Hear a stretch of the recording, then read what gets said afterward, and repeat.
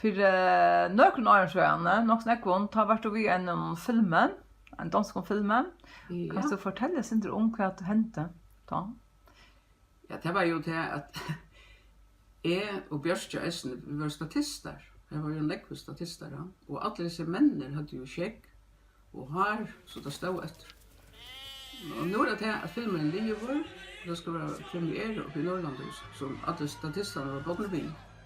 Men åren til at det var livet, så jeg minns ikke om jeg kom tankar om, eller noen annet, at han skulle hava et eller annet gav. Og så tog det, alltså poängen det stod det bara att finna sketch. Ganska hår för som mannen så då för att barbera sig. Så man brukar det till också.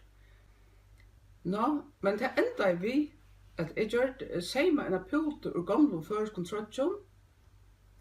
Och så fick check och har sändande inte så rävla men som gjorde det. Och så säger man att jag ser man av myndene hur det ser ut. Det är en puto och stappar i skjegg och har en i. Alltså inte öll fotlet i, jag är inte nog. Och så gör jag så en plastikstrup attanför i putene. Så man kan sutja har i till jöknarna. Och så dockorna som gör statisterna. Det är alltså kopia av statisten. Här brukte jag skjeggtjärn, vad heter han? Fukla för Nils Midtjör. Det här ägnar sig bäst. Det är tjamannen och så brukte jag mitt ägna hår. Det var inte så längt som jag brukte till damerna eller statisten här. Och ja, så stannade det här något som inne i pulten och keja bors ur. Och så det här är rådskåna. Och han blev så öjliga glädjor. Jag spurste nu hade vi 25 års jubileum. Och Nils Malmros var här uppe vid några sjönläkare.